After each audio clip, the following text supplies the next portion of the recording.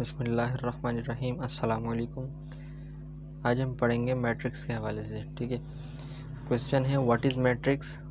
A matrix is an arrangement of objects in the form of rectangular array and enclosed in brackets is called a matrix. ठीक है, matrix क्या होता है? एक arrangement का नाम है जिसको हम एक रेक्टेंगुलर एरे में हम इसको जो है वो अरेंज करते हैं और इसको इनक्लोज करते हैं ब्रैकेट्स के अंदर, जो कि कहलाता है मैट्रिक्स। ठीक है, इसकी एग्जांपल देख लें।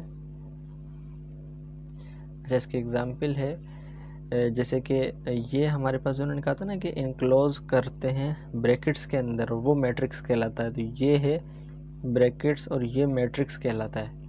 ठीक है, ये है ए बी सी डी। ठीक है, ये एक रेक्टेंगुलर एक एरे है जिसके अंदर हमने इसको एक उसमें ब्रैकेट्स में इसको इनक्लोज किया है। एक ये फॉर्म है, एक ये फॉर्म है।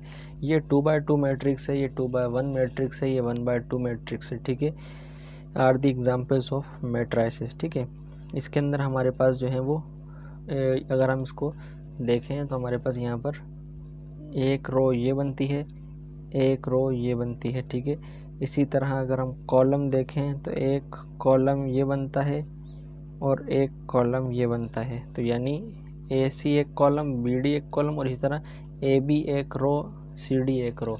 इसी तरह ये मैट्रिक्स 2x2 का बना, क्योंकि 2 लाइंस रो की हैं और 2 कॉलम्स की। ठीक है, इसी तरह अगर हम इसे देखें तो ये एक रो बनाएगा और 2 कॉलम बनाएगा। तो ये क्या है? 2x1 का मैट्रिक्स है। इस तरह ये 2 कॉलम बनाएगा और 1 रो बनाएगा। तो इसी तरीके से ये क्या है? 1/2 मैट्रिक्स। और हमेशा मैट्रिक्स को रो से पढ़ते हैं, यानी रो इनटू कॉलम होता है। ठीक है ना, मैट्रिक्स में रेक्टेंगुलर एरे में मैट्रिक्स जो होता है वो रो इनटू कॉलम होता है।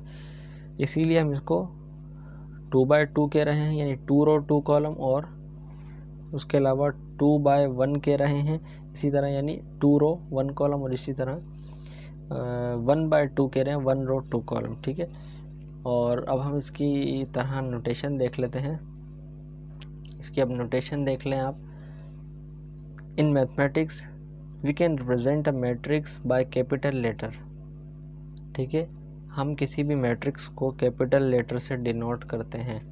ठीक है, और उसके बाद अब आप यहाँ पर देखें, जैसे हमने यहाँ पर एग्जांपल ली है, ए से हम A capital letter A B C D B, और इसी तरह ये हमने ये सब कैपिटल लेटर से डिनोट किया है। ठीक है, तो ये हमारे पास मैट्रिक्स की जो है वो जर्नल फॉर्म थी कि यानी मैट्रिक्स वगैरह क्या होता है।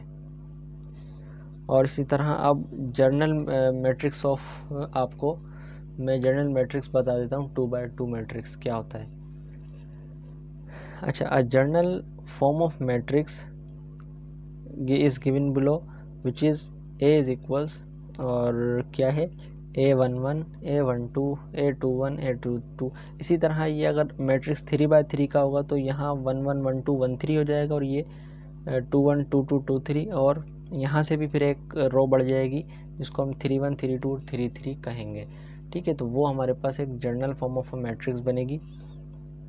और ये हमारे पास जो है वो जर्नल फॉर्म होती है। हमेशा हम इसके अंदर एलिमेंट रखते हैं, यानी एक जो 1 है वो रो का और एक है कॉलम का। इसी तरह यहाँ है तो हम इसमें पुट करते हैं नंबर्स को। ठीक है, तो वो हम आगे जब क्वेश्चन करेंगे तो आपके लिए इजी हो जाएगा वो समझने के लिए। ठीक है, अब ये देखें, जब बात हम करेंगे इस तरह तो ये रो 1 और ये रो 2, और ये कॉलम 1 और ये कॉलम 2। ठीक है, ये कॉलम 2 है।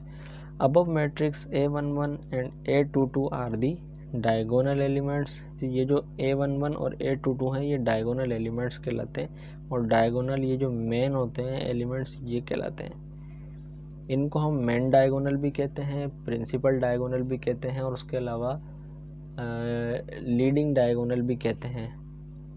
ये तीनों तरीके की बात मतलब एक ही चीज़ को शो करने के लिए, यानी हम इसको मेन डायगोनल भी कह सकते हैं ईजी वे में। तो ये समझने के लिए ये आपके पास जर्नल फॉर्म ऑफ मैट्रिक्स है। जो आपको इसमें से इजी लगे आप वही नाम इसको दे सकते हैं, जैसे leading principal, leading diagonal, main diagonal या प्रिंसिपल डायगोनल, जो आपको सूटेबल लगे। ठीक है, तो ये हमारे पास थी journal form of matrix. Notation पढ़ी हमने, और इसी तरह हमने एग्जाम्पल वगैरह ली मैट्रिक्स और इसकी एग्जाम्पल, ठीक है।